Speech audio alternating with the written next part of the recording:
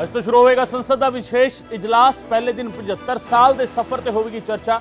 11 ਵਜੇ ਪ੍ਰਧਾਨ ਮੰਤਰੀ ਮੋਦੀ ਕਰਨਗੇ ਸੰਬੋਧਨ। ਪੁਰਾਣੇ ਸੰਸਦ ਭਵਨ ਦੇ ਵਿੱਚ ਕੰਮਕਾਜ ਦਾ ਅੱਜ ਆਖਰੀ ਦਿਨ। ਕੱਲ ਤੋਂ ਨਵੀਂ ਬਿਲਡਿੰਗ ਦੇ ਵਿੱਚ ਹੋਵੇਗਾ ਇਜਲਾਸ। ਵਿਸ਼ੇਸ਼ ਪੂਜਾ ਦੇ ਨਾਲ ਹੋਵੇਗੀ ਸ਼ੁਰੂਆਤ। ਸਪੈਸ਼ਲ ਸੈਸ਼ਨ ਨੂੰ ਲੈ ਕੇ ਕੇਂਦਰ ਨੂੰ ਘੇਰ ਰਹੇ ਵਿਰੋਧੀ। ਕਾਂਗਰਸ ਨੇ ਪੁੱਛਿਆ ਏਜੰਡਾ ਕਿਉਂ ਨਹੀਂ ਦੱਸ ਰਹੀ ਸਰਕਾਰ, ਤਾਂ ਕੇਂਦਰ ਦਾ ਜਵਾਬ ਹਰ ਮੁੱਦੇ ਤੇ ਚਰਚਾ ਲਈ ਹਾਂ ਤਿਆਰ। ਅਨੰਤਨਾਗ ਦੇ ਵਿੱਚ ਸੁਰੱਖਿਆ ਦਸਤਿਆਂ ਦਾ ਆਪਰੇਸ਼ਨ ਜਾਰੀ। ਲਗਾਤਾਰ 6ਵੇਂ ਦਿਨ ਜਾਰੀ ਹੈ ਐਨਕਾਊਂਟਰ। ਸੰਘਣੇ ਜੰਗਲਾਂ ਦੇ ਵਿੱਚ ਲੁਕੇ ਹੋਏ ਨੇ ਦਹਿਸ਼ਤਗਰਦ।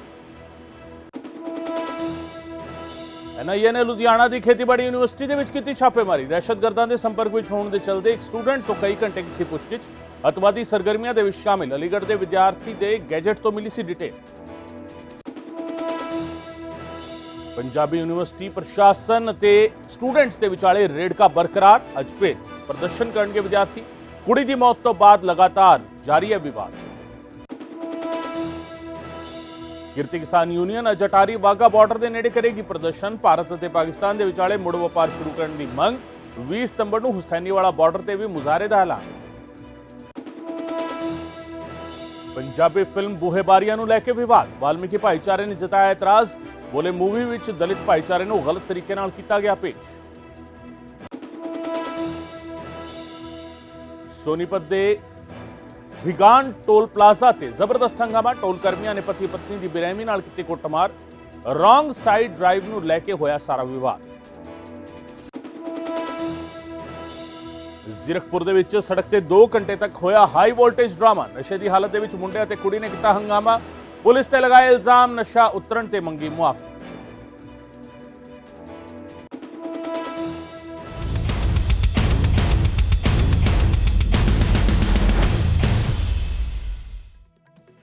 ਨਿਊਜ਼ 18 ਪੰਜਾਬ ਹਰਿਆਣਾ ਵੇਖ ਰਹੇ ਦਰਸ਼ਕਾਂ ਦਾ ਸਵਾਗਤ ਹੈ। ਮੈਂ ਹਾਂ ਗਗਨਦੀਪ ਚੌਹਾਨ ਤੇ ਇਸ ਵੇਲੇ ਦੇ ਬੁਲੇਟਿਨ ਦੀ ਸ਼ੁਰੂਆਤ ਅਹਿਮ ਖਬਰ ਦੇ ਨਾਲ। ਇਸ ਵੇਲੇ ਦੀ ਵੱਡੀ ਖਬਰ, ਸਾਬਕਾ ਵਿਧਾਇਕ ਸਤਕਾਰ ਕੌਰ ਹਿਰਾਸਤ ਦੇ ਵਿੱਚ ਲਏ ਗਏ ਨੇ। ਵਿਜੀਲੈਂਸ ਨੇ ਸਤਕਾਰ ਕੌਰ ਗਹਿਰੀ ਨੂੰ ਹਿਰਾਸਤ ਦੇ ਵਿੱਚ ਲੈ ਲਿਆ। ਸਤਕਾਰ ਕੌਰ ਅਤੇ ਉਹਨਾਂ ਦੇ ਪਤੀ ਹਿਰਾਸਤ ਦੇ ਵਿੱਚ ਲਏ ਗਏ ਨੇ। ਆਮਦਨ ਤੋਂ ਵੱਧ ਜਾਇਦਾਦ ਦਾ ਮਾਮਲਾ ਹੈ। ਫਿਰੋਜ਼ਪੁਰ ਦਿਹਾਤੀ ਤੋਂ ਵਿਧਾਇਕ ਰਹਿ ਚੁੱਕੇ ਨੇ ਸਤਕਾਰ ਕੌਰ। ਬੀਜੇਪੀ ਆਗੂ ਨੇ ਸਤਕਾਰ ਕੌਰ ਤੇ ਸਾਬਕਾ ਵਿਧਾਇਕ ਸਤਕਾਰ ਕੌਰ ਨੂੰ ਹਿਰਾਸਤ ਦੇ ਵਿੱਚ ਲਿਆ ਗਿਆ ਹੈ। ਇਸ ਵੇਲੇ ਦੀ ਸਭ ਤੋਂ ਵੱਡੀ ਖਬਰ ਤੁਹਾਨੂੰ ਦੱਸ ਰਹੇ ਹਾਂ। ਸਤਕਾਰ ਕੌਰ ਨੂੰ ਹਿਰਾਸਤ ਦੇ ਵਿੱਚ ਲਿਆ ਗਿਆ ਤੇ ਉਹਨਾਂ ਦੇ ਪਤੀ ਨੂੰ ਵੀ ਹਿਰਾਸਤ ਦੇ ਵਿੱਚ ਲਿਆ ਗਿਆ ਹੈ।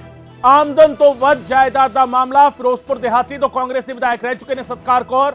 ਫਿਲਹਾਲ ਬੀਜੇਪੀ ਆਗੂ ਨੇ ਸਤਕਾਰ ਕੌਰ, ਉਹਨਾਂ ਨੂੰ ਅਤੇ ਉਹਨਾਂ ਦੇ ਪਤੀ ਨੂੰ ਹਿਰਾਸਤ ਦੇ ਵਿੱਚ ਲਿਆ ਗਿਆ। ਆਮਦਨ ਤੋਂ ਵੱਧ ਜਾਇਦਾਦ ਦੇ ਮਾਮਲੇ ਵਿੱਚ ਫਿਰੋਜ਼ਪੁਰ ਦਿਹਾਤੀ ਤੋਂ ਕਾਂਗਰਸ ਦੇ ਵਿਧਾਇਕ ਰਹਿ ਚੁੱਕੇ ਸਤਕਾਰ ਕੌਰ ਨੂੰ ਹਿਰਾਸਤ ਦੇ ਵਿੱਚ ਲਿਆ ਗਿਆ। ਇਸ ਵੇਲੇ ਦੀ ਸਭ ਤੋਂ ਵੱਡੀ ਖਬਰ, ਆਮਦਨ ਤੋਂ ਵੱਧ ਜਾਇਦਾਦ ਮਾਮਲੇ ਦੇ ਵਿੱਚ ਸਤਕਾਰ ਕੌਰ ਅਤੇ ਉਹਨਾਂ ਦੇ ਪਤੀ ਨੂੰ ਹਿਰਾਸਤ ਦੇ ਵਿੱਚ ਲਿਆ ਗਿਆ ਹੈ। ਫਿਲਹਾਲ ਬੀਜੇਪੀ ਦੇ ਆਗੂ ਨੇ ਸਤਕਾਰ ਕੌਰ ਤੇ ਸਾਬਕਾ ਵਿਧਾਇਕ ਰਹੇ ਨੇ, ਕਾਂਗਰਸ ਤੋਂ ਵਿਧਾਇਕ ਰਹੇ ਸੀਗੇ ਸਤਕਾਰ ਕੌਰ। ਪੰਕਜ ਕਪਾਹੀ ਮੇਰੇ ਸਹਿਯੋਗੀ ਜ਼ਿਆਦਾ ਜਾਣਕਾਰੀ ਦੇਣਗੇ। ਪੰਕਜ, ਸਾਬਕਾ ਵਿਧਾਇਕ ਨੂੰ ਹਿਰਾਸਤ ਦੇ ਵਿੱਚ ਲਿਆ ਗਿਆ ਹੈ, ਕੀ ਕੁਝ ਜਾਣਕਾਰੀ ਮਿਲ ਪਾ ਰਹੀ ਹੈ? ਦੇਖੋ, ਵਿਜੀਲੈਂਸ ਪਿਛਲੇ ਤਕਰੀਬਨ 8 ਮਹੀਨੇ ਤੋਂ ਇਸ ਪੂਰੇ ਮਾਮਲੇ ਦੇ ਵਿੱਚ ਜਾਂਚ ਕਰ ਰਹੀ ਸੀਗੀ ਔਰ ਇਸ ਬਾਬਤ ਪੁੱਛਗਿੱਛ ਵੀ ਜਿਹੜੀ ਹੈ ਉਹ ਸਤਕਾਰ ਕੌਰ ਤੋਂ ਹੋ ਚੁੱਕੀ ਸੀਗੀ। ਵਿਜੀਲੈਂਸ ਇਸ ਤੋਂ ਪਹਿਲਾਂ ਚੌਥੇ ਮਹੀਨੇ ਅਪ੍ਰੈਲ ਦੇ ਵਿੱਚ ਜਿਹੜਾ ਵਾ ਸਤਕਾਰ ਕੌਰ ਦੇ ਘਰ ਵੀ ਰੇਡ ਜਿਹੜੀ ਹੈ ਉਹ ਕੀਤੀ ਸੀਗੀ ਔਰ ਕੁਝ ਸਬੂਤ ਜਿਹੜੇ ਨੇ ਮਿਲੇ ਨੇ ਕਿ ਆਮਦਨ ਤੋਂ ਵੱਧ ਜਾਇਦਾਦ ਜਿਹੜੀ ਹੈ ਉਹ ਸਤਕਾਰ ਕੌਰ ਹੋਰਾਂ ਨੇ ਬਣਾਈ ਹੈ। ਔਰ ਇਸ ਤੋਂ ਇਲਾਵਾ ਮਾਈਨਿੰਗ ਦੇ ਵਿੱਚ ਵੀ ਜਾਣਕਾਰੀ ਮਿਲ ਰਹੀ ਹੈ ਕਿ ਸਤਕਾਰ ਕੌਰ ਅਤੇ ਉਹਨਾਂ ਦੇ ਜਿਹੜੇ ਪਤੀ ਨੇ ਉਹ ਉਹਨਾਂ ਦੀ ਸ਼ਮੂਲੀਅਤ ਜਿਹੜੀ ਹੋ ਰਹੀ ਹੈ ਕਿ ਇਲੀਗਲ ਮਾਈਨਿੰਗ ਜਿਹੜੀ ਫਿਰੋਜ਼ਪੁਰ ਏਰੀਏ ਦੇ ਵਿੱਚ ਕਰਵਾਈ ਜਾਂਦੀ ਸੀਗੀ, ਉਸ ਬਾਬਤ ਜਿਹੜੀ ਸ਼ਮੂਲੀਅਤ ਉਹਨਾਂ ਦੀ ਸਾਹਮਣੇ ਆ ਰਹੀ ਹੈ, ਜੋ ਵਿਜੀਲੈਂਸ ਕੋਲ ਤੱਥ ਸਾਹਮਣੇ ਆਈ ਹੈ। ਔਰ ਇਸੇ ਵਜ੍ਹਾ ਕਰਕੇ ਹੁਣ ਜਿਹੜੀ ਜਾਣਕਾਰੀ ਮਿਲੀ ਹੈ ਕਿ ਆਮਦਨ ਤੋਂ ਵੱਧ ਜਾਇਦਾਦ ਬਣਾਉਣ ਦੇ ਮਾਮਲੇ ਦੇ ਤੇ ਮੱਦੇਨਜ਼ਰ FIR ਜਿਹੜੀ ਉਹ ਰਜਿਸਟਰ ਕੀਤੀ ਗਈ। ਫਿਰੋਜ਼ਪੁਰ ਦੇ ਵਿੱਚ ਵਿਜੀਲੈਂਸ ਵੱਲੋਂ FIR ਰਜਿਸਟਰ ਕੀਤੀ ਗਈ ਔਰ ਇਸ ਵੇਲੇ ਇਹ ਵੀ ਜਾਣਕਾਰੀ ਮਿਲੀ ਹੈ ਕਿ ਮੋਹਾਲੀ ਤੋਂ ਜਿਹੜਾ ਵਾ ਸਤਕਾਰ ਕੌਰ ਨੂੰ ਰਾਉਂਡ ਆਫ ਕੀਤਾ ਗਿਆ ਔਰ ਫਿਰੋਜ਼ਪੁਰ ਲੈ ਕੇ ਜਾਇਆ ਜਾ ਰਿਹਾ। ਔਰ ਦੂਜੇ ਪਾਸੇ ਇਹ ਵੀ ਜਾਣਕਾਰੀ ਮਿਲਦੀ ਕਿ ਉਹਨਾਂ ਦੇ ਜਿਹੜੇ ਪਤੀ ਨੇ ਉਹਨਾਂ ਨੂੰ ਫਿਰੋਜ਼ਪੁਰ ਤੋਂ ਜਿਹੜਾ ਵਾ ਉਹ ਗ੍ਰਿਫਤਾਰ ਕੀਤਾ ਗਿਆ ਵਾ ਆਮਦਨ ਤੋਂ ਵੱਧ ਜਾਇਦਾਦ ਮਾਮਲੇ ਦੇ ਵਿੱਚ। ਵਿਜੀਲੈਂਸ ਜਿਹੜੀ ਹੈ ਇਸ ਪੂਰੇ ਮਾਮਲੇ ਤੇ ਜਾਂਚ ਕਰ ਰਹੀ ਹੈ। ਗਗਨ, ਬਿਲਕੁਲ ਪੰਕਜ, ਜੇਕਰ ਇਸ ਪੂਰੀ ਕਾਰਵਾਈ ਦੀ ਸ਼ੁਰੂਆਤ ਦੀ ਗੱਲ ਕਰੀਏ ਤਾਂ ਤਕਰੀਬਨ 5 ਮਹੀਨੇ ਪਹਿਲਾਂ ਇੱਕ ਰੇਡ ਹੁੰਦੀ ਹੈ ਔਰ ਉਸ ਰੇਡ ਦੇ ਵਿੱਚ ਵੀ ਇਹੀ 5 ਘੰਟੇ ਤੱਕ ਪੁੱਛਗਿੱਛ ਹੁੰਦੀ ਹੈ ਸਤਕਾਰ ਕੌਰ ਗਹਿਰੀ ਦੇ ਨਾਲ ਔਰ ਵਿਜੀਲੈਂਸ ਦੀ ਰੇਡ ਹੋਈ ਸੀਗੀ। ਉਹੀ ਮਾਮਲਾ ਜਿਹੜਾ ਹੈਗਾ ਹੁਣ ਇੰਨਾ ਵੱਡਾ ਹੋ ਗਿਆ ਕਿ ਸਤਕਾਰ ਕੌਰ ਗਹਿਰੀ ਨੂੰ ਹੁਣ ਹਿਰਾਸਤ ਦੇ ਵਿੱਚ ਵੀ ਲੈਣਾ ਪਿਆ ਵਿਜੀਲੈਂਸ ਨੂੰ। ਪੰਕਜ, ਬਿਲਕੁਲ ਗਗਨ, ਕਿਉਂਕਿ ਆਮਦਨ ਤੋਂ ਬਾਅਦ ਜਾਇਦਾਦ ਮਾਮਲੇ ਦੇ ਵਿੱਚ ਲਗਾਤਾਰ ਬੈਂਕ ਅਕਾਊਂਟ, ਪ੍ਰਾਪਰਟੀ ਪਿਛਲੇ 5 ਸਾਲ ਦੇ ਵਿੱਚ ਕਿੰਨੀ ਬਣਾਈ, ਕੀ ਕੁਝ ਕਾਰਗੁਜ਼ਾਰੀ ਰਹੀ, ਉਸਦੇ ਸੋਰਸ ਕੀ ਹੁੰਦੇ ਨੇ, ਔਰ ਇਹ ਪ੍ਰਾਪਰਟੀ ਬਣਾਉਣ ਦੇ ਜਾਂ ਇਹ ਬੈਂਕ ਅਕਾਊਂਟ 'ਚ ਪੈਸੇ ਕਿੱਥੋਂ ਕਿੱਦਾਂ ਆਏ, ਇਸ ਦੀ ਸਾਰੀ ਇਨਕੁਆਇਰੀ ਜਿਹੜੀ ਹੈ ਉਹ ਵਿਜੀਲੈਂਸ ਦੀ ਟੀਮ ਲਗਾਤਾਰ ਕਰ ਰਹੀ ਸੀਗੀ। ਔਰ ਇਸੇ ਵਜ੍ਹਾ ਕਰਕੇ ਜਿਹੜਾ ਅਪ੍ਰੈਲ ਦੇ ਵਿੱਚ ਵਿਜੀਲੈਂਸ ਵੱਲੋਂ ਰੇਡ ਕੀਤੀ ਗਈ, ਔਰ ਉਸ ਤੋਂ ਬਾਅਦ ਹੁਣ ਜਦੋਂ ਤੱਥ ਸਾਹਮਣੇ ਆਏ ਕਿ ਜਿਹੜੇ ਆਮਦਨ ਤੋਂ ਬਾਅਦ ਜਾਇਦਾਦ ਬਣੀ ਹੈ ਉਸ ਦੇ ਵਿੱਚ ਇੱਕ ਰੋਲ ਇਹ ਵੀ ਰਿਹਾ ਕਿ ਇਲੀਗਲ ਤੌਰ ਤੇ ਮਾਈਨਿੰਗ ਜਿਹੜੀ ਹੈ ਉਹ ਉਹਨਾਂ ਦੇ ਪਤੀ ਵੱਲੋਂ ਕਰਵਾਈ ਜਾਂਦੀ ਸੀਗੀ। ਔਰ ਕਿਉਂਕਿ ਵਿਧਾਇਕ ਸੀਗੇ ਉਸ ਵੇਲੇ ਇਹ ਸਾਰੀ ਵਾਰਦਾਤ ਨੂੰ ਅੰਜਾਮ ਦਿੱਤਾ ਜਾਂਦਾ ਸੀਗਾ। ਇਹ ਇਸ ਤਰੀਕੇ ਦੇ ਤੱਥ ਜਿਹੜੇ ਉਹ ਸਾਹਮਣੇ ਆਏ ਨੇ। ਔਰ ਕਾਫੀ ਅਹਿਮ ਇਹ ਵੀ ਗੱਲ ਹੈ ਕਿ 2017 ਤੋਂ 2022 ਦੇ ਵਿੱਚ ਕਾਂਗਰਸ ਦੇ ਵਿਧਾਇਕ ਰਹੇ, ਲੇਕਿਨ ਉਸ ਤੋਂ ਬਾਅਦ ਭਾਜਪਾ ਦੇ ਵਿੱਚ ਸ਼ਾਮਿਲ ਹੋ ਗਏ। ਭਾਜਪਾ ਦੇ ਆਗੂ ਦੇ ਤੌਰ ਦੇ ਉੱਤੇ ਇਸ ਵੇਲੇ ਸਤਕਾਰ ਕੌਰ ਜਿਹੜੇ ਨੇ ਉਹ ਫਿਰੋਜ਼ਪੁਰ ਦੇ ਵਿੱਚ ਜਾਣੇ ਜਾਂਦੇ ਨੇ ਜਾਂ ਪੰਜਾਬ ਦੀ ਸਿਆਸਤ ਦੇ ਵਿੱਚ ਜਾਣੇ ਜਾਂਦੇ ਨੇ। ਔਰ ਇਹ ਵੀ ਕਾਫੀ ਅਹਿਮ ਹੈ ਕਿਉਂਕਿ ਪਿਛਲੇ ਦਿਨਾਂ ਤੋਂ ਲਗਾਤਾਰ ਇਹ ਚਰਚਾਵਾਂ ਸੀਗੀਆਂ ਕਿ ਕਾਂਗਰਸ ਦੇ ਲੀਡਰਾਂ ਦੇ ਉੱਤੇ ਰੇਡ ਪੈ ਰਹੀ, ਲੇਕਿਨ ਭਾਜਪਾ ਦੇ ਲੀਡਰਾਂ ਦੇ ਉੱਤੇ ਕਾਰਵਾਈ ਨਹੀਂ ਹੁੰਦੀ। ਤਾਂ ਜਿਹੇ 'ਚ ਵਿਜੀਲੈਂਸ ਜਿਹੜੀ ਹੈ ਉਹ ਅਗਰ ਕਿਉਂਕਿ ਇਹ ਭਾਜਪਾ ਦੇ ਲੀਡਰ ਨੇ ਤਾਂ ਉਹਨਾਂ ਦੇ ਉੱਤੇ ਵੀ ਐਕਸ਼ਨ ਹੁੰਦਾ ਹੋਇਆ ਨਜ਼ਰ ਆ ਰਿਹਾ। ਔਰ ਇਸ ਬਾਬਤ ਜਦੋਂ ਸਰਕਾਰ ਤੋਂ ਸਵਾਲ ਪੁੱਛੇ ਜਾਂਦੇ ਨੇ ਤਾਂ ਉਹਨਾਂ ਦਾ ਇਹੀ ਕਹਿਣਾ ਹੈ ਕਿ ਕਿਸੇ ਨੂੰ ਵੀ ਨਹੀਂ ਬਖਸ਼ਿਆ ਜਾਏਗਾ। ਅਗਰ ਕਿਸੇ ਵੀ ਸਿਆਸੀ ਪਾਰਟੀ ਨਾਲ ਤਾਲੁਕ ਰੱਖੇਗਾ, ਚਾਹੇ ਉਹ ਆਮ ਆਦਮੀ ਪਾਰਟੀ ਨਾਲ ਹੀ ਕਿਉਂ ਨਾ ਹੋਵੇ, ਉਸ ਦੇ ਉੱਤੇ ਵੀ ਐਕਸ਼ਨ ਜਿਹੜਾ ਹੈ ਉਹ ਲਿੱਤਾ ਜਾਏਗਾ। ਤਾਂ ਅਗਰ ਕਿਸੇ ਨੇ ਇਸ ਤਰੀਕੇ ਨਾਲ ਇਲੀਗਲ ਮਾਈਨਿੰਗ ਕੀਤੀ ਹੈ ਜਾਂ ਗੈਰ ਕਾਨੂੰਨੀ ਤਰੀਕੇ ਨਾਲ ਪੈਸਾ ਬਣਾਇਆ ਹੈ ਜਾਂ ਆਮਦਨ ਤੋਂ ਬਾਅਦ ਜਾਇਦਾਦ ਬਣਾਈ ਹੈ ਤਾਂ ਉਸ ਦੇ ਉੱਤੇ ਐਕਸ਼ਨ ਜਿਹੜਾ ਵਿਜੀਲੈਂਸ ਕਰੇਗੀ। ਵਿਜੀਲੈਂਸ ਨੂੰ ਪੂਰੀ ਖੁੱਲ੍ਹ ਦਿੱਤੀ ਹੋਈ ਹੈ। ਤਾਂ ਜਿਹੇ 'ਚ ਮੁਹਾਲੀ ਤੋਂ ਹੁਣ ਰਾਉਂਡ ਅਪ ਕੀਤਾ ਗਿਆ ਹੈ ਸਤਕਾਰ ਕੌਰ ਨੂੰ। ਵਿਜੀਲੈਂਸ ਦੀ ਟੀਮ ਜਿਹੜੀ ਉਹ ਫਿਰੋਜ਼ਪੁਰ ਲੈ ਕੇ ਜਾ ਰਹੀ ਹੈ ਔਰ ਫਿਰੋਜ਼ਪੁਰ ਦੇ ਵਿੱਚ FIR ਜਿਹੜੀ ਉਹ ਰਜਿਸਟਰ ਕੀਤੀ ਗਈ ਹੈ। ਗਗਨ, ਫਿਰੋਜ਼ਪੁਰ ਲੈ ਕੇ ਜਾ ਰਹੀ ਹੈ ਵਿਜੀਲੈਂਸ ਦੀ ਟੀਮ ਔਰ ਉਹਨਾਂ ਦੇ ਪਤੀ ਲਾਡੀ ਗੈਰੀ ਨੂੰ ਵੀ ਕੀ ਫਿਰੋਜ਼ਪੁਰ ਲਿਜਾਇਆ ਜਾ ਰਿਹਾ ਪੰਕਜ? ਦੇਖੋ, ਲਾਡੀ ਦੀ ਜੋ ਜਾਣਕਾਰੀ ਮਿਲਦੀ ਹੈ ਕਿ ਫਿਰੋਜ਼ਪੁਰ ਹੀ ਮੌਜੂਦ ਸੀਗੇ ਔਰ ਫਿਰੋਜ਼ਪੁਰ ਵਿਜੀਲੈਂਸ ਦੀ ਟੀਮ ਨੇ ਉਹਨਾਂ ਨੂੰ ਉੱਥੋਂ ਹੀ ਗ੍ਰਿਫਤਾਰ ਕੀਤਾ ਹੋਇਆ। ਮੋਹਾਲੀ ਦੇ ਵਿੱਚ ਸਤਕਾਰ ਕੌਰ ਸੀ, ਮੋਹਾਲੀ ਦੇ ਵਿੱਚ ਸਤਕਾਰ ਕੌਰ ਨੂੰ ਰਾਉਂਡ ਅਪ ਕੀਤਾ ਗਿਆ ਹੈ ਔਰ ਸਤਕਾਰ ਕੌਰ ਨੂੰ ਹੁਣ ਫਿਰੋਜ਼ਪੁਰ ਜਿਹੜਾ ਉਹ ਲੈ ਕੇ ਜਾਇਆ ਜਾ ਰਿਹਾ। ਬਹੁਤ ਸ਼ੁਕਰੀਆ ਪੰਕਜ ਇਸ तमाम ਜਾਣਕਾਰੀ ਦੇ ਲਈ। ਸਤਕਾਰ ਕੌਰ ਗੈਰੀ ਤੇ ਉਹਨਾਂ ਦੇ ਪਤੀ ਲਾਡੀ ਗੈਰੀ ਦੋਵਾਂ ਨੂੰ ਰਾਉਂਡ ਅਪ ਕੀਤਾ ਹੈ ਵਿਜੀਲੈਂਸ ਨੇ ਔਰ ਆਮਦਨ ਤੋਂ ਵੱਧ ਜਾਇਦਾਦ ਦਾ ਮਾਮਲਾ 5 ਮਹੀਨੇ ਪਹਿਲਾਂ ਤਕਰੀਬਨ ਅਪ੍ਰੈਲ ਦੇ ਮਹੀਨੇ ਦੇ ਵਿੱਚ ਇੱਕ ਰੇਡ ਹੁੰਦੀ ਹੈ। ਵਿਜੀਲੈਂਸ ਦੀ ਟੀਮ ਨੇ ਰੇਡ ਕੀਤੀ ਸੀ ਆਮਦਨ ਨਾਲੋਂ ਵੱਧ ਜਾਇਦਾਦ ਦੇ ਮਾਮਲੇ ਦੇ ਵਿੱਚ ਔਰ ਇਸ ਮਾਮਲੇ ਦੇ ਵਿੱਚ ਕਾਰਵਾਈ ਜਿਹੜਾ ਹੈਗਾ ਵਿਜੀਲੈਂਸ ਦੇ ਵੱਲੋਂ ਕੀਤੀ ਗਈ, ਚੈਕਿੰਗ ਕੀਤੀ ਗਈ, ਜਾਂਚ ਕੀਤੀ ਗਈ ਔਰ ਉਸ ਤੋਂ ਬਾਅਦ ਅਲਟੀਮੇਟਲੀ ਹੁਣ ਸਤਕਾਰ ਕੌਰ ਗੈਰੀ ਅਤੇ ਉਹਨਾਂ ਦੇ ਪਤੀ ਲਾਡੀ ਗੈਰੀ ਨੂੰ ਹਿਰਾਸਤ ਦੇ ਵਿੱਚ ਲਿਆ ਗਿਆ ਹੈ। ਫਿਲਹਾਲ ਮੋਹਾਲੀ ਤੋਂ ਲਿਜਾਇਆ ਜਾ ਰਿਹਾ ਸਤਕਾਰ ਕੌਰ ਗੈਰੀ ਨੂੰ ਫਿਰੋਜ਼ਪੁਰ, ਜਿੱਥੇ ਇਸ ਮਾਮਲੇ ਦੇ ਵਿੱਚ ਜਿਹੜਾ ਹੈਗਾ FIR ਦਰਜ ਹੈ। ਉਹਨਾਂ ਦੇ ਪਤੀ ਨੂੰ ਫਿਰੋਜ਼ਪੁਰ ਦੇ ਵਿੱਚ ਹੀ ਰਾਉਂਡ ਅਪ ਕੀਤਾ ਗਿਆ, ਉੱਥੇ ਹੀ ਉਹਨਾਂ ਦੇ ਨਾਲ ਪੁੱਛਗਿੱਛ ਕੀਤੀ ਜਾਵੇਗੀ।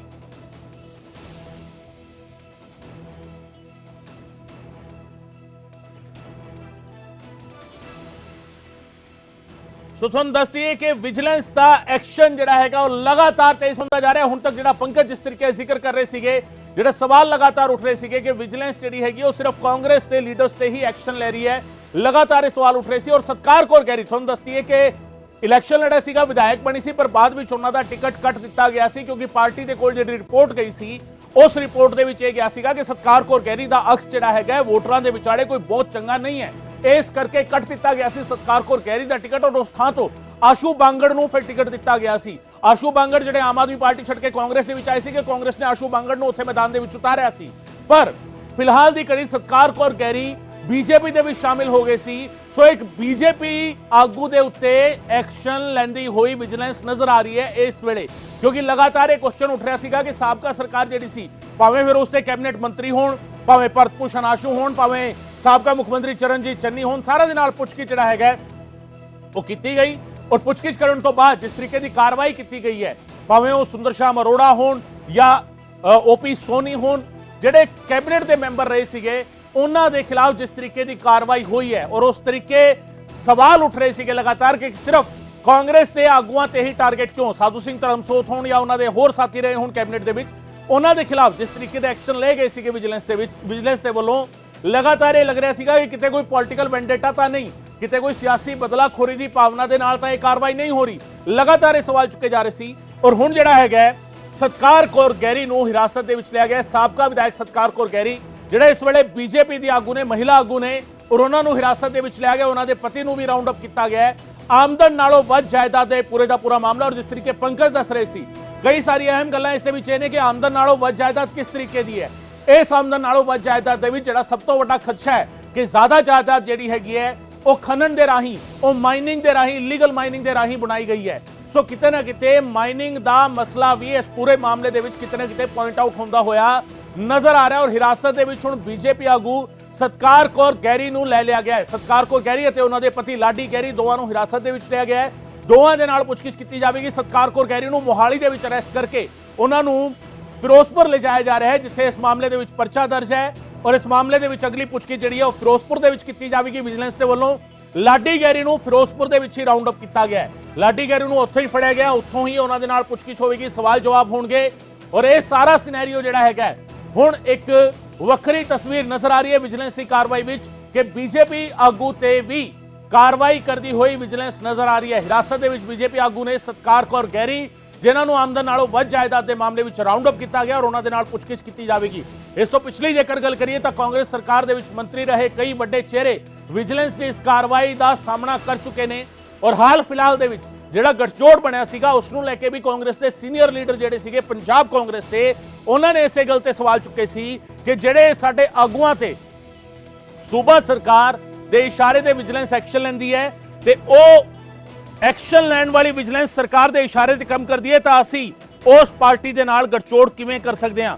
ਸੋ ਇਹ ਲਗਾਤਾਰ ਸਵਾਲ ਉੱਠ ਰਿਹਾ ਸੀਗਾ, ਪਰ ਇਸ ਸਭ ਦੇ ਵਿਚਾਲੇ ਹੁਣ ਇੱਕ ਨਵਾਂ ਚੈਪਟਰ ਬੀਜੇਪੀ ਦੀ ਆਗੂ ਦੇ ਖਿਲਾਫ, ਮਹਿਲਾ ਆਗੂ ਦੇ ਖਿਲਾਫ ਵਿਜੀਲੈਂਸ ਦਾ ਐਕਸ਼ਨ। ਔਰ ਵਿਜੀਲੈਂਸ ਨੇ ਰਾਉਂਡ ਅਪ ਕੀਤਾ ਹੈ ਸਤਕਾਰ ਕੌਰ ਗੈਰੀ ਨੂੰ। ਸਤਕਾਰ ਕੌਰ ਗੈਰੀ ਅਤੇ ਉਹਨਾਂ ਦੇ ਪਤੀ ਲਾਡੀ ਗੈਰੀ ਦੋਵਾਂ ਨੂੰ ਰਾਉਂਡ ਅਪ ਕੀਤਾ ਗਿਆ। ਦੋਵਾਂ ਦੇ ਨਾਲ ਪੁੱਛਗਿੱਛ ਕੀਤੀ ਜਾਵੇਗੀ ਆਮਦਨ ਨਾਲੋਂ ਵੱਧ ਜਾਇਦਾਦ ਦੇ ਮਾਮਲੇ ਦੇ ਵਿੱਚ।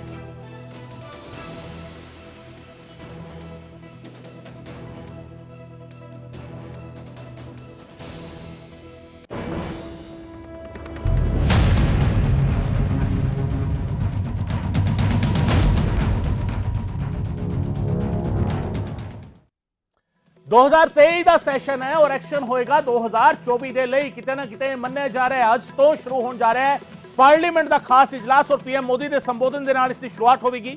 11 ਵਜੇ ਪ੍ਰਧਾਨ ਮੰਤਰੀ ਮੋਦੀ ਸੰਬੋਧਨ ਕਰਨਗੇ। 5 ਦਿਨਾਂ ਵਿਸ਼ੇਸ਼ ਇਜਲਾਸ ਹੈ, ਇਸ ਦੇ ਵਿੱਚ 5 ਮੀਟਿੰਗਾਂ ਹੋਣਗੀਆਂ। ਪਹਿਲੇ ਦਿਨ ਸੰਸਦ ਦੇ 75 ਸਾਲ ਦੇ ਸਫ਼ਰ ਤੇ ਚਰਚਾ ਹੋਵੇਗੀ। ਪ੍ਰਸ਼ਨ ਕਾਲ ਅਤੇ 0R ਨਹੀਂ ਹੋਵੇਗਾ। ਸੈਸ਼ਨ ਦੇ ਵਿੱਚ ਕਈ ਅਹਿਮ ਬਿੱਲ ਪੇਸ਼ ਹੋਣੇ ਨੇ, ਇਹ ਅੰਦਾਜ਼ਾ ਹੈ, ਕਿਆਸ ਲਾਏ ਜਾ ਰਹੇ ਸੂਤਰਾਂ ਤੋਂ ਜਾਣਕਾਰੀ ਮਿਲ ਰਹੀ ਹੈ। ਵਿਸ਼ੇਸ਼ ਇਜਲਾਸ ਤੇ ਹੰਗਾਮੇਦਾਰ ਰਹਿਣ ਦੇ ਆਸਾਰ ਨੇ। ਕਈ ਮੁੱਦਿਆਂ ਤੇ ਸਰਕਾਰ ਨੂੰ ਘੇਰਨ ਦੇ ਲਈ ਵਿਰੋਧੀ ਧਿਰ ਵੀ ਤਿਆਰ ਹੈ। ਪੁਰਾਣੇ ਸੰਸਦ ਭਵਨ ਦੇ ਵਿੱਚ ਕੰਮਕਾਜ ਦਾ ਅੱਜ ਆਖਰੀ ਦਿਨ ਹੈ। ਕੱਲ ਤੋਂ ਨਵੀਂ ਬਿਲਡਿੰਗ ਦੇ ਵਿੱਚ ਇਜਲਾਸ ਸ਼ੁਰੂ ਹੋ ਜਾਵੇਗਾ ਔਰ ਨਵੀਂ ਬਿਲਡਿੰਗ ਦੇ ਵਿੱਚ ਸੈਸ਼ਨ ਜਦੋਂ ਸ਼ੁਰੂ ਹੋਵੇਗਾ ਤਾਂ ਨਵੀਂ ਬਿਲਡਿੰਗ ਦੇ ਵਿੱਚ ਨਵਾਂ ਰੰਗ ਕਿਸ ਸਿਆਸਤ ਦਾ ਨਜ਼ਰ ਆਵੇਗਾ ਔਰ ਕਿਸ ਤਰੀਕੇ ਦੀ ਸਿਆਸਤ ਨਜ਼ਰ ਆਵੇਗੀ ਸੰਸਦ ਦੇ ਅੰਦਰ, ਇਹ ਆਪਣੇ ਆਪ ਵਿੱਚ ਵੇਖਣਾ ਹੋਵੇਗਾ। ਅੱਜ ਪ੍ਰਧਾਨ ਮੰਤਰੀ ਨਰਿੰਦਰ ਮੋਦੀ ਦੇ ਸੰਬੋਧਨ ਦੇ ਨਾਲ 11 ਵਜੇ ਪ੍ਰਧਾਨ ਮੰਤਰੀ ਨਰਿੰਦਰ ਮੋਦੀ ਸੰਬੋਧਨ ਕਰਨਗੇ। ਉਸ ਦੇ ਨਾਲ ਇਸ ਖਾਸ ਇਜਲਾਸ ਦੀ ਸ਼ੁਰੂਆਤ ਹੋਣ ਜਾ ਰਹੀ ਹੈ। 5 ਦਿਨਾਂ ਖਾਸ ਇਜਲਾਸ ਹੈ, ਇਸ ਦੇ ਵਿੱਚ 0R ਕੁਐਸਚਨ ਆਰ ਨਹੀਂ ਰੱਖਿਆ ਗਿਆ ਹੈ। ਤੁਹਾਨੂੰ ਦੱਸ ਦਈਏ ਕਿ ਖਾਸ ਇਜਲਾਸ ਬਹੁਤ ਘੱਟ ਸੱਦੇ ਗਏ ਨੇ। ਇੰਡੀਅਨ ਪਾਰਲੀਮੈਂਟ ਦੇ ਭਾਰਤੀ ਸੰਸਦ ਦੇ ਖਾਸ ਇਜਲਾਸ ਬਹੁਤ ਘੱਟ ਮੌਕਿਆਂ ਤੇ ਖਾਸ ਇਜਲਾਸ ਸੱਦੇ ਜਾਂਦੇ ਨੇ ਔਰ ਇਹ ਵਾਲਾ ਖਾਸ ਇਜਲਾਸ ਜਿਹੜਾ ਹੈਗਾ ਇਸ ਨੂੰ ਲੈ ਕੇ ਵਿਰੋਧੀ ਧਿਰ ਲਗਾਤਾਰ ਸਵਾਲ ਚੁੱਕ ਰਹੀ ਹੈ ਕਿ ਸਰਕਾਰ ਕੋਈ ਏਜੰਡਾ ਨਹੀਂ ਦੱਸਦੀ, ਕਿਉਂ ਇਹ ਇਜਲਾਸ ਸੱਦਿਆ ਗਿਆ ਹੈ, ਜਦਕਿ ਏਜੰਡਾ ਦੱਸਿਆ ਜਾਣਾ ਚਾਹੀਦਾ। ਵਿਰੋਧੀ ਧਿਰ ਇਹ ਕਹਿ ਰਹੀ ਹੈ, ਵਿਰੋਧੀ ਧਿਰ ਮੰਗ ਕਰ ਰਹੀ ਹੈ ਕਿ ਸਰਕਾਰ ਵੱਲੋਂ ਇਹ ਦੱਸਿਆ ਜਾਣਾ ਜ਼ਰੂਰੀ ਹੁੰਦਾ ਹੈ ਕਿ ਕਿਹੜਾ ਸੈਸ਼ਨ ਜਿਹੜਾ ਹੈਗਾ ਉਹ ਕਿਸ ਏਜੰਡੇ ਤੇ ਸੱਦਿਆ ਗਿਆ ਤਾਂ ਕਿ ਵਿਰੋਧੀ ਧਿਰ ਉਸ ਹਿਸਾਬ ਦੇ ਨਾਲ ਆਪਣੇ ਸਵਾਲ ਤਿਆਰ ਕਰਕੇ ਲੈ ਕੇ ਆਵੇ, ਚਰਚਾ ਲਈ ਤਿਆਰ ਹੋ ਕੇ ਆਵੇ। ਪਰ ਸਰਕਾਰ ਦੇ ਵੱਲੋਂ ਕੋਈ ਵੀ ਇਸ਼ੂ ਜਿਹੜਾ ਹੈਗਾ ਉਹ ਨਹੀਂ ਦੱਸਿਆ ਗਿਆ ਤੇ ਇਹ ਸੈਸ਼ਨ ਜਿਹੜਾ ਹੈਗਾ ਖਾਸ ਇਜਲਾਸ ਜਿਹੜਾ ਸੱਦਿਆ ਗਿਆ ਹੈ, ਖਾਸ ਇਜਲਾਸ ਦੇ ਵਿੱਚ ਕਿਸ ਤਰੀਕੇ ਦੀ ਕਾਰਵਾਈ ਰਹਿਣ ਵਾਲੀ ਹੈ, ਕਿਸ ਤਰੀਕੇ ਦਾ ਇਹ ਪੂਰੀ ਦੀ ਪੂਰੀ ਪ੍ਰਕਿਰਿਆ ਰਹਿਣ ਵਾਲੀ ਹੈ ਇਸ ਇਜਲਾਸ ਦੀ, ਕਿਉਂ ਇਹ ਇਜਲਾਸ ਸੱਦਿਆ ਗਿਆ, ਇਹ ਹਜੇ ਵੀ ਕਿਤੇ ਨਾ ਕਿਤੇ ਗੁੰਝਲ ਇੱਕ ਬਣੀ ਹੋਈ ਹੈ। ਹਾਲਾਂਕਿ ਪ੍ਰਧਾਨ ਮੰਤਰੀ ਦੀ ਤਕਰੀਰ ਦੇ ਨਾਲ ਇਸ ਖਾਸ ਇਜਲਾਸ ਦੀ ਸ਼ੁਰੂਆਤ ਹੋ ਜਾਵੇਗੀ। 5 ਦਿਨਾਂ ਖਾਸ ਇਜਲਾਸ ਹੈ ਔਰ ਬਹੁਤ ਘੱਟ ਮੌਕਿਆਂ ਤੇ ਖਾਸ ਇਜਲਾਸ ਸੱਦਿਆ ਗਿਆ ਸੀਗਾ, ਬਹੁਤ ਘੱਟ ਮੌਕੇ ਨੇ। ਇਤਿਹਾਸ ਦੇ ਵਿੱਚ ਜੇਕਰ ਨਜ਼ਰ ਮਾਰੀਏ ਤਾਂ ਦੇਸ਼ ਦੀ ਆਜ਼ਾਦੀ ਦੇ ਵੇਲੇ ਉਸ ਤੋਂ ਬਾਅਦ ਕੁਝ ਇੱਕ ਪਾਰਟਿਕੂਲਰ ਮੌਕਿਆਂ ਤੇ ਖਾਸ ਇਜਲਾਸ ਸੱਦੇ ਗਏ ਨੇ। ਦੇਸ਼ ਦੀ ਸੰਸਦ ਦੇ ਖਾਸ ਇਜਲਾਸ ਜਿਹੜੇ ਹੈਗੇ ਆ ਕੁਝ ਖਾਸ ਮੌਕਿਆਂ ਤੇ ਸੱਦੇ ਗਏ ਸੀ ਕਿ ਤੁਹਾਨੂੰ ਯਾਦ ਹੋਏਗਾ GST ਦਾ ਜਦੋਂ ਐਲਾਨ ਹੋਣਾ ਸੀਗਾ, ਵਨ ਨੇਸ਼ਨ ਵਨ ਟੈਕਸ, ਉਦੋਂ ਵੀ ਖਾਸ ਇਜਲਾਸ ਸੱਦਿਆ ਗਿਆ ਸੀ। ਔਰ ਉਸ ਤੋਂ ਬਾਅਦ ਜਿਹੜਾ ਹੈਗਾ ਜਿਸ ਤਰੀਕੇ ਹੁਣ ਖਾਸ ਇਜਲਾਸ ਸੱਦਿਆ ਗਿਆ, ਮੌਜੂਦਾ ਸਰਕਾਰ ਦੇ ਕਾਰਜਕਾਲ ਦੇ ਵਿੱਚ ਇਹ ਤਕਰੀਬਨ ਦੂਜਾ ਅਜਿਹਾ ਮੌਕਾ ਮੰਨਿਆ ਜਾ ਰਿਹਾ ਜਦੋਂ ਖਾਸ ਇਜਲਾਸ ਇਸ ਤਰੀਕੇ ਸੱਦਿਆ ਗਿਆ। ਪਰ ਵਿਰੋਧੀ ਧਿਰ ਸਵਾਲ ਚੁੱਕ ਰਹੀ ਹੈ ਕਿ ਏਜੰਡਾ ਕੀ ਹੈ, ਇਸ ਏਜੰਡੇ ਨੂੰ ਦੱਸਿਆ ਜਾਵੇ, ਵਿਰੋਧੀ ਧਿਰ ਨੂੰ ਦੱਸਿਆ ਜਾਵੇ। ਵਿਰੋਧੀ ਧਿਰ ਦੀ ਮੰਗ ਹੈ, ਹਾਲਾਂਕਿ ਸਰਕਾਰ ਇਹ ਕਹਿ ਰਹੀ ਹੈ ਕਿ ਇਸ ਦੇ ਵਿੱਚ ਨਾ ਕੋਈ 0R ਹੋਵੇਗਾ ਨਾ ਕੋਈ ਕੁਐਸਚਨ ਆਰ ਹੋਵੇਗਾ।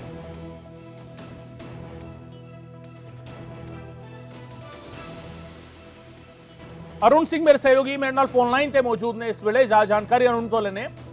अरुण, विशेष सत्र बुलाया गया सरकार की ओर से, 5 दिन का विशेष सत्र आज शुरुआत हो जाएगी प्रधानमंत्री के भाषण से, उद्घाटन भाषण होगा प्रधानमंत्री की तरफ से, लेकिन होने क्या वाला है इन 5 दिनों में, ये कहीं ना कहीं एक सवाल बना हुआ है। अरुण, देखिए, इसी सवाल का जवाब सब लोग तलाश रहे हैं कि होने क्या वाला है, सरप्राइजिंग एलिमेंट क्या है। अभी तक जो सरकार का एजेंडा है उसमें आज की जो बैठक होनी है वो संसद के 75 साल जो गौरवमयी इतिहास रहा है संसद का, हमने क्या हासिल किया, संसद ने कौन सी बहस की, कौन से कानून ऐतिहासिक पारित किए, कैसी कार्यप्रणाली रही, और हिंदुस्तान जब आजाद नहीं था तब से लेकर के इसका जब अस्तित्व आया और उसके बाद जब 26 जनवरी 1950 को हमारा संविधान लागू हुआ तब से लेकर अब तक संसद ने क्या क्या किया, उन सब बातों आज होनी है दोनों सदनों में। और कल का जो वक्त है वो 11 बजे से पहले सभी सांसदों को सेंट्रल हॉल, ऐतिहासिक सेंट्रल हॉल, जहां आजादी के बाद नेहरू ने जो भाषण दिया था, अगर आपको याद हो, तो वो सेंट्रल हॉल होगा जहां पर सारे सांसद इकट्ठा होंगे, फोटो सेशन होगा, उसके बाद नई संसद में प्रवेश होगा। कल दोपहर में नई संसद में बाकायदा सारे सांसद प्रवेश करेंगे और हम लोग भी वहां पर जाएंगे और वहां देखेंगे कि किस तरह से नई संसद हिंदुस्तान के विकास में, हिंदुस्तान के नए कानून बनाने में किस तरह से आगे देश को ले जाएगी। तो वहां पर कल जाएंगे। उसके बाद कई बिल हैं जो सबसे ज्यादा विरोध हो रहा है विपक्ष की तरफ से जिस बिल का, वो है चुनाव आयुक्त और चुनाव आयुक्तों के जो नियुक्ति का बिल। पहले था उसमें प्रावधान था सुप्रीम कोर्ट के फैसले के बाद कि उसमें सीजेआई भी होंगे, प्रधानमंत्री होंगे, और लोकसभा में विपक्ष के नेता या सबसे बड़े दल के नेता, इस समय सबसे बड़े दल के नेता अधीर रंजन चौधरी हैं। अब जो नया उसमें प्रावधान है बिल में, उसमें यह है कि सीजेआई की जगह पर कैबिनेट मिनिस्टर कोई हो सकता है उस कमेटी का सदस्य। उसको लेकर के विपक्ष काफी आक्रामक और कह रहा है कि पारदर्शिता, स्वतंत्रता और सार्वभौमिकता जो है चुनाव आयोग की वो कंप्रोमाइज कर रही है सरकार। तो उसको बिल पर बहुत विरोध है। जहां तक विपक्ष का सवाल है, सोनिया गांधी ने चिट्ठी लिखी थी, 9 मुद्दों की बात की, उस पर चर्चा की मांग की और महिला आरक्षण बिल पास करने की मांग भी विपक्ष कर रहा है। बिल्कुल, ये कुछ बेसिक इश्यूज हैं अरुण, लेकिन 5 दिन का विशेष सत्र बुलाया जाना और आजादी के बाद की अगर हम बात करें अरुण, तो बहुत कम मौके ऐसे रहे हैं जब इस तरह का विशेष सत्र बुलाया गया है संसद का। बहुत कम मौके हैं, गिने चुने मौके हैं। जो ताजा तरीन जो याद है हमारे दर्शकों को, वो जीएसटी का एक याद आता है कि 1 नेशन 1 टैक्स की जब प्रधानमंत्री ने बात की थी और आजादी की बात की थी कि अलग अलग तरह के टैक्स से आजादी मिलेगी, तो आधी रात को एक सत्र उसी तरीके से पूरा भव्य आयोजन किया गया था इसी सरकार के कार्यकाल में। अब 5 दिवसीय सत्र जब शुरू होगा तो कहीं ना कहीं सवाल इससे भी बड़ा हो जाता है कि क्या सिर्फ इन बिल को ही पास करने के लिए सरकार ये सत्र बुला रही है, या मंशा कुछ और है और एजेंडा कुछ और है जिसे विपक्ष को भी नहीं बताया जा रहा। अरुण, देखिए, विशेष सत्र विशेष परिस्थितियों में बुलाया जाता है, ये बात सही है। और आपने जिस सत्र का जिक्र किया, जीएसटी जब पास हो रहा था तब हम लोग थे, आधी रात में यहाँ पर मौजूद थे और किस तरह से देखा कि सत्ता पक्ष और विपक्ष सब लोग इकट्ठा वहाँ पर बैठे हुए थे और जीएसटी किस तरह से अस्तित्व में आया। आपकी बात सही है कि बहुत कम ऐसे मौके, संसद के 50 साल पर 1997 में भी एक जो है स्पेशल सेशन बुलाया गया था, बहुत कम मौके हैं। जिसका जिक्र आप कर रहे हैं वही सवाल तो सब लोग पूछ रहे हैं। विपक्ष के नेताओं से पूछिए, वो भी पूछ रहे हैं कि क्या है, सत्ता पक्ष के नेताओं से पूछिए, वो भी पूछ रहे हैं कि क्या है। आप लोगों को कुछ पता चला? 1 नेशन 1 इलेक्शन, इंडिया, भारत, इन सब बातों में को आना नहीं है। अब देखिए, पहली बैठक ही 1 नेशन 1 इलेक्शन की 23 तारीख को है, तो अब वो इस सत्र में आएगा नहीं, लगभग साफ हो चुका है। बिल्कुल, इंडिया जो कि भारत है, नाम बदलने की जहां तक बात है वो एजेंडे में अभी तक है नहीं और उसके लिए कॉन्स्टिट्यूशनल अमेंडमेंट की बात है। 2/3 बहुमत चाहिए। राज्यसभा में सरकार की गाड़ी वहां पर फंसी हुई है 2/3 में। तो क्या है जिसको लेकर के सब लोग कौतूहल में है, ये बात मुझे लगता है कि 2 या 3 लोगों के अलावा किसी को मालूम नहीं। अगर कुछ ऐसी बात है तो हो सकता है कि सरकार का ये एजेंडा हो, 5-6 जो बिल है वो पास कराना हो, नई संसद में प्रवेश करना हो, और महिला आरक्षण बिल पर भी हो सकता है क्योंकि वो राज्यसभा से पास है, तो हो सकता है उस पर भी कोई बात आगे बढ़े। लेकिन जिस बात का जिक्र आप कर रहे हैं, जो सवाल आप पूछ रहे हैं, उसका जवाब मुझे लगता है कि अगर ऐसा है भी तो 2-3 लोगों के अलावा किसी को नहीं मालूम। बिल्कुल, बहुत शुक्रिया अरुण इस तमाम जानकारी के लिए। 2 या 3 लोगों के अलावा बहुत ज्यादा किसी को इस बारे में मालूम नहीं है कि आने वाले 5 दिनों में क्या होने वाला है, लेकिन अरुण आप पता लगाने की कोशिश जरूर कीजिएगा। वापस आपका रुख करेंगे, आपसे अपडेट्स हम लेते रहेंगे। बहुत शुक्रिया अरुण फिलहाल इस तमाम जानकारी के लिए। अरुण सिंह मेरे सहयोगी जानकारी दे रहे सन और सवाल इस गल लेके कि होना की है अगले 5 दिनों के विच की होना है, ये सवाल हर किसी के जहन में। तो आज के दिन में हमारा एजेंडा जो है हमने क्लियर कर दिया है। आज तो मैं इतना ही कल भी निवेदन किया हूं और आपके माध्यम से आज भी निवेदन करता हूं। आज जो 75 इयर्स का संविधान सभा से लेके आज तक हमारा अनुभव, सीख, ये सब के बारे में आज चर्चा है, वो चर्चा में भाग ले। 75 इयर्स कोई भी एक देश के जर्नी में बहुत बड़ा इम्पोर्टेंट होता है, इसीलिए आगे कैसे हमको जाना है, क्योंकि प्रधानमंत्री जी ने संकल्प लिया है और ऐलान किया है कि 2047 तक भारत को एक डेवलप्ड नेशन करके हम लेके जाना है। ये सब देखते हुए हम सबको आगे कैसे जाना, इसके बारे में चर्चा करना चाहिए। ये सरकार का निवेदन। बड़ा अटपटा लग रहे हैं, ये मैं तो शुरू से ही बोलना चाहते हैं। स्पेशल सेशन की मतलब क्या है, स्पेशल सेशन के नियमों की, कानूनों की क्या मतलब क्या है, ये हमें थोड़ा जानकारी लेना चाहिए। क्योंकि स्पेशल सेशन के साथ साथ इतने सारे बिल पारित करने का क्यों मंशा सरकार की हुई है, ये सरकार की तरफ से ये स्पष्टीकरण नहीं हुई। तो स्पेशल सेशन का मतलब एक ही मुद्दे पे होना चाहिए, और दो किस्म के स्पेशल सेशन होते हैं, एक तो डिबेट के साथ और एक डिबेट की रहित। मान लीजिए मिडनाइट जो सेशन होते हैं, जैसे कि जवाहरलाल नेहरू जी ने आज़ादी के दिन किए थे, मिडनाइट सेशन थे। नरेंद्र मोदी जी जीएसटी के चलते वो भी मिडनाइट सेशन थे। कोई इसमें डिबेट नहीं होते, मतलब चर्चा रहित होते हैं, चर्चा के साथ नहीं। लेकिन बाकी जो स्पेशल सेशन जब बुलाए जाते हैं, एक मुद्दे को लेकर उसी पे ही चर्चा होती है। लेकिन ये खिचड़ी बना दिए हैं, जैसे कि नाम तो कहते हैं स्पेशल सेशन, बोलते नहीं स्पेशल। अगर स्पेशल नहीं तो क्या है, रेगुलर, वो भी बोलते नहीं। अगर रेगुलर हो तो हमारा क्वेश्चन आवर किधर गया, हमारे जीरो आवर किधर गई, हमें और तरह तरह की बात रखने के जो हमारे साधन है उसका कैसे हम उपयोग करेंगे, इसका कोई स्पष्टीकरण नहीं। तो सारे मान लीजिए कि सारे मुद्दे, सारे चीजों में अटपटा लग रहे हैं। कल ऑल पार्टी मीटिंग हुई, उसमें सरकार ने बताने तक की जरूरत नहीं समझी कि आखिर इस विशेष सत्र में क्या मुद्दे हैं, कौन सा एजेंडा है, किस विषय पे चर्चा होगी। हम लोगों को बताया गया कि 8 मुद्दों पे चर्चा होगी। वो 8 मुद्दे बिल के रूप में आएंगे, सदन में चर्चा के रूप में आएंगे। वो 8 मुद्दे होंगे क्या, कुछ नहीं बताया गया। ये भी बताया गया कि दोनों सदनों के सांसदों की फोटो खींची जाएगी। तो ऐसा लग रहा है कि विदाई का वक्त आ गया है, और हो सकता है कि इसी सत्र में फोटो खिंचा के सांसदों को कहा जाए कि अब आगे आने की जरूरत नहीं है, 5 साल का कार्यकाल पूरा हो गया और चुनाव में सरकार जाने की घोषणा कर सकती है। दूसरी बात, जब इन्होंने कुछ मुद्दा नहीं बताया तो विपक्ष ने कुछ मुद्दे बताए। नंबर 1, मणिपुर और मेवात में जो घटनाएं हुई उसके ऊपर सदन में चर्चा की जाए। महिला आरक्षण का विधेयक जो वर्षों से लंबित है, उसके बारे में सदन में चर्चा की जाए और वो बिल पास किया जाए। जाति जनगणना का विषय, उसके बारे में सदन के अंदर चर्चा की जाए और उससे संबंधित आदेश पारित किया जाए। इसी प्रकार से जो आज की तारीख में महंगाई का मुद्दा है, जिस तरह से बेरोजगारी का मुद्दा है, किसानों की एमएसपी का मुद्दा है, जो सरकार ने खुद वादा किया था, उन सारे मुद्दों के ऊपर चर्चा कराई जाए। ये मांग कल विपक्ष ने अपनी ओर से उठाई है। अब सरकार उस पर कितना सहमत होती है और कितनी चर्चा कराती है, ये तो वक्त बताएगा। देखिए, पार्लीमेंट का जो स्पैशल सैशन है, वैसे तो इसकी कोई जरूरत नहीं सी। अगर देश के कोई यहो जी आपदा जां कोई डिजास्टर आवे जां कोई होर जिहड़ा कोई देश का जिहड़ा बाहरला इंटरनेशनल मुद्दा होवे तो ये सैशन जरूर बुलाए जाते हैं। पर सारा देश जानता है कि ये जिहड़ा सैशन है, ये 1 नेशन 1 इलैक्शन का जिहड़ा बिल है, जिहड़ा सरकार लैके आना चाहती सी, उहदे ते बुलाया गया।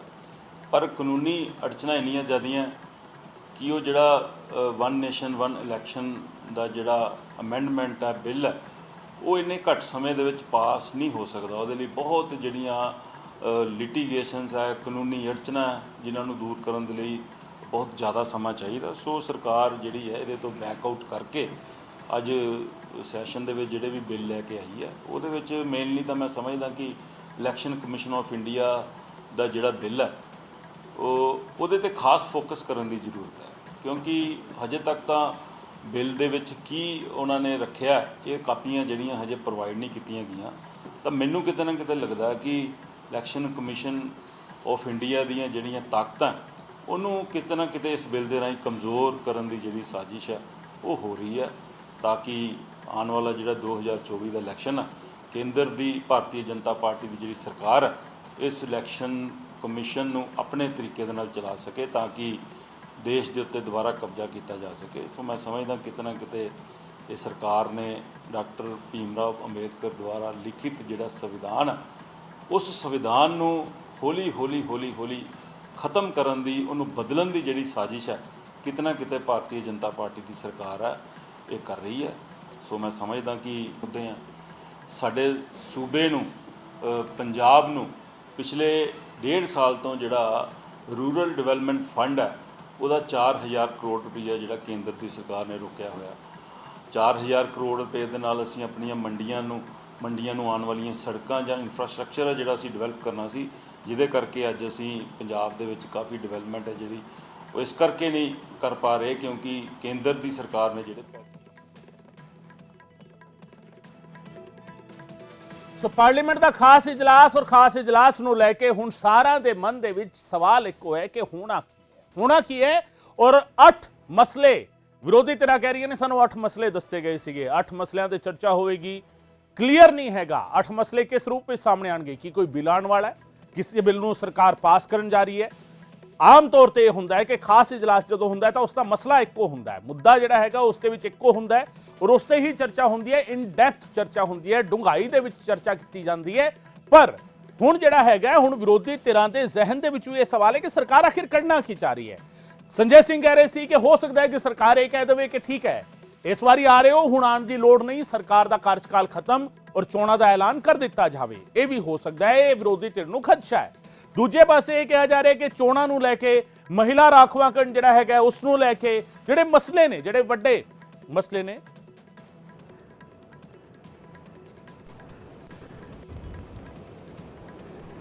मून मिशन की सफलता, चंद्रयान 3, हमारा तिरंगा फहरा रहा है।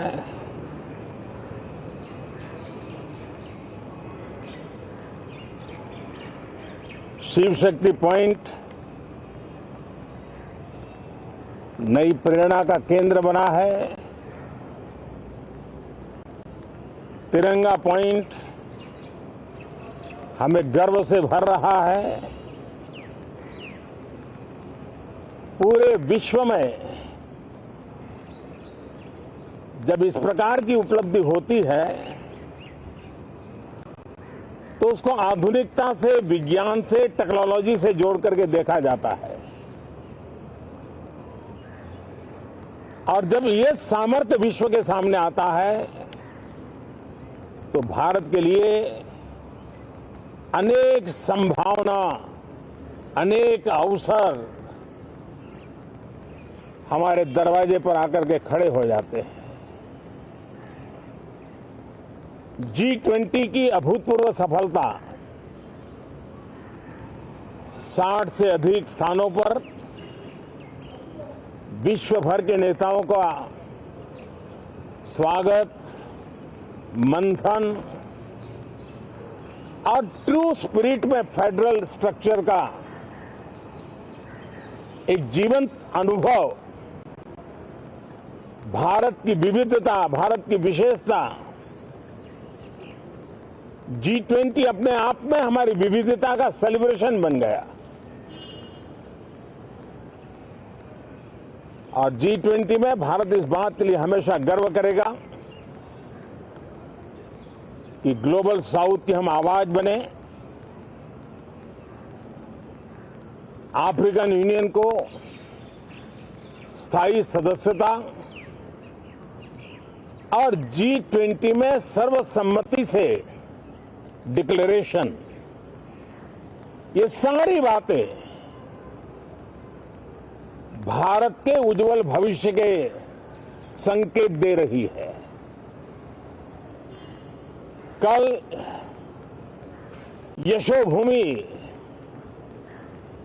एक इंटरनेशनल कन्वेंशन सेंटर राष्ट्र को समर्पित हुआ।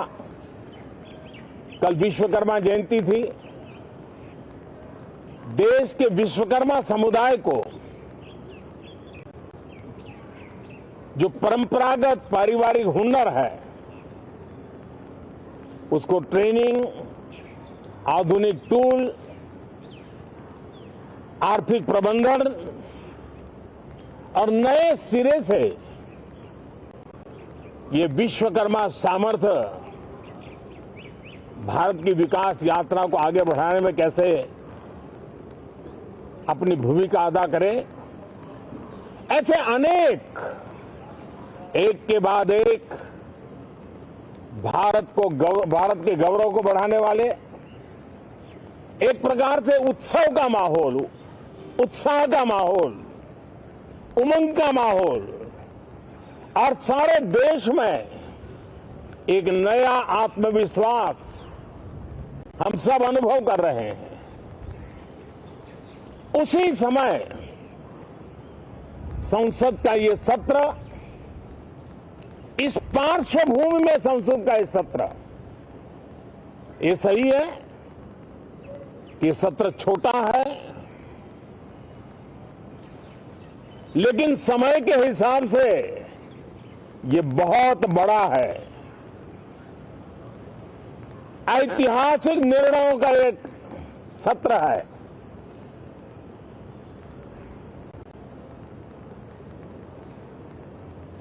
ये सत्र की एक विशेषता ये तो है कि अब 75 साल की यात्रा हम नए मुकाम से आरंभ हो रही है।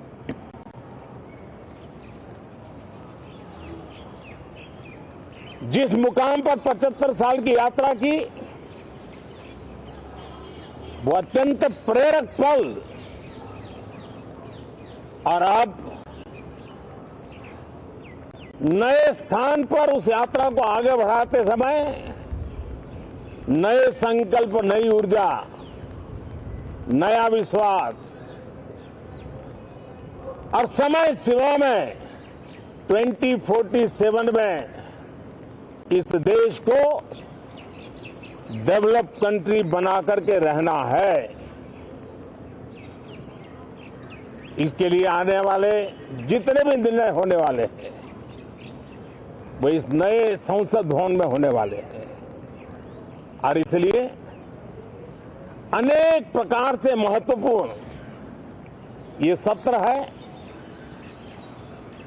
मैं सभी आदरणीय सांसदों से आग्रह करता हूं कि छोटा सत्र है, ज्यादा से ज्यादा समय उनका मिले, उमंग और उत्साह के वातावरण में मिले। रोने धोने के लिए बहुत समय होता है, करते रहिए।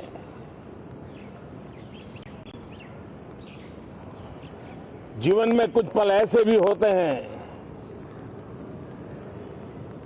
जो उमंग से भर देते हैं, विश्वास से भर देते हैं। मैं छोटे सत्र को उस रूप में देखता हूं। मैं आशा करता हूं कि पुरानी बुराइयों को छोड़ करके उत्तम से उत्तम अच्छाइयों को साथ लेकर के हम नए सदन में प्रवेश करेंगे, और नए सदन में अच्छाइयों की मूल्य वृद्धि करने में कोई कमी नहीं रखेंगे। ये प्रण सभी सांसद हम लेकर के चले, इसका ये महत्वपूर्ण पल है। कल गणेश चतुर्थी का पावन पर्व है। गणेश जी विघ्नहर्ता देवता माने जाते हैं। अब भारत की विकास यात्रा में कोई विघ्न नहीं रहेगा।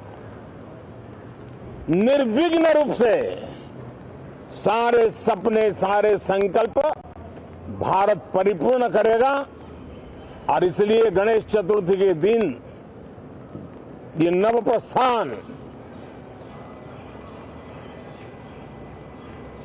नए भारत के सारे सपनों को चरितार्थ करने वाला बनेगा। इसलिए भी ये सत्र छोटा है, लेकिन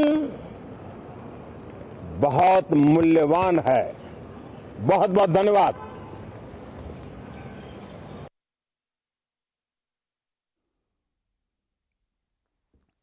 ਸੋ ਪ੍ਰਧਾਨ ਮੰਤਰੀ ਸੰਬੋਧਨ ਕਰ ਰਹੇ ਸੀਗੇ। ਸੈਸ਼ਨ ਛੋਟਾ ਹੈ ਸਮੇਂ ਦੇ ਹਿਸਾਬ ਦੇ ਨਾਲ, ਪਰ ਮੈਂਬਰ ਪਾਰਲੀਮੈਂਟਸ ਨੂੰ ਅਪੀਲ ਪ੍ਰਧਾਨ ਮੰਤਰੀ ਦੀ G20 ਸਮਿਟ ਨੂੰ ਲੈ ਕੇ ਵੱਡੀ ਸਫਲਤਾ ਮਿਲੀ ਹੈ। ਚੰਦਰਯਾਨ ਦੀ ਕਾਮਯਾਬੀ ਦਾ ਜ਼ਿਕਰ ਉਹਨਾਂ ਨੇ ਕੀਤਾ।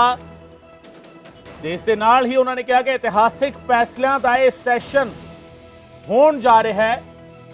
G20 ਸਮਿਟ ਨੂੰ ਵੱਡੀ ਕਾਮਯਾਬੀ ਮਿਲੀ ਹੈ। ਪ੍ਰਧਾਨ ਮੰਤਰੀ ਨੇ ਕਿਹਾ ਚੰਦਰਯਾਨ ਦਾ ਜ਼ਿਕਰ, ਚੰਦਰਯਾਨ ਤੋਂ ਉਹਨਾਂ ਨੇ ਗੱਲ ਸ਼ੁਰੂ ਕੀਤੀ, ਚੰਦਰਯਾਨ ਦਾ ਜ਼ਿਕਰ ਕੀਤਾ। ਚੰਦਰਯਾਨ 3 ਭਾਰਤ ਦੀ ਵੱਡੀ ਕਾਮਯਾਬੀ ਹੈ।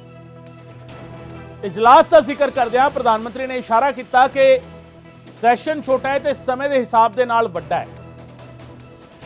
ਇਤਿਹਾਸਿਕ ਫੈਸਲਿਆਂ ਦਾ ਇਹ ਸੈਸ਼ਨ ਹੋਣ ਜਾ ਰਿਹਾ ਹੈ। मिशन की सफलता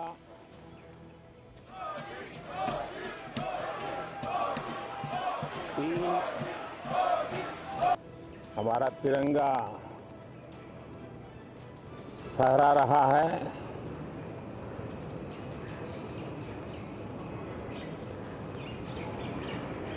शिव शक्ति पॉइंट नई प्रेरणा का केंद्र बना है। तिरंगा पॉइंट हमें गर्व से भर रहा है। पूरे विश्व में जब इस प्रकार की उपलब्धि होती है तो उसको आधुनिकता से, विज्ञान से, टेक्नोलॉजी से जोड़ करके देखा जाता है। और जब ये सामर्थ्य विश्व के सामने आता है तो भारत के लिए अनेक संभावना, अनेक अवसर हमारे दरवाजे पर आकर के खड़े हो जाते हैं। G20 की अभूतपूर्व सफलता 60 से अधिक स्थानों पर विश्व भर के नेताओं का स्वागत, मंथन और ट्रू स्पिरिट में फेडरल स्ट्रक्चर का एक जीवंत अनुभव, भारत की विविधता, भारत की विशेषता। G20 अपने आप में हमारी विविधता का सेलिब्रेशन बन गया। और G20 में भारत इस बात के लिए हमेशा गर्व करेगा कि ग्लोबल साउथ की हम आवाज बने। अफ्रीकन यूनियन को स्थायी सदस्यता और G20 में सर्वसम्मति से डिक्लेरेशन, ये सारी बातें भारत के उज्जवल भविष्य के संकेत दे रही है। कल यशोभूमि एक इंटरनेशनल कन्वेंशन सेंटर राष्ट्र को समर्पित हुआ। कल विश्वकर्मा जयंती थी। देश के विश्वकर्मा समुदाय को जो परंपरागत पारिवारिक हुनर है उसको ट्रेनिंग, आधुनिक टूल, आर्थिक प्रबंधन और नए सिरे से ये विश्वकर्मा सामर्थ्य भारत की विकास यात्रा को आगे बढ़ाने में कैसे अपनी भूमिका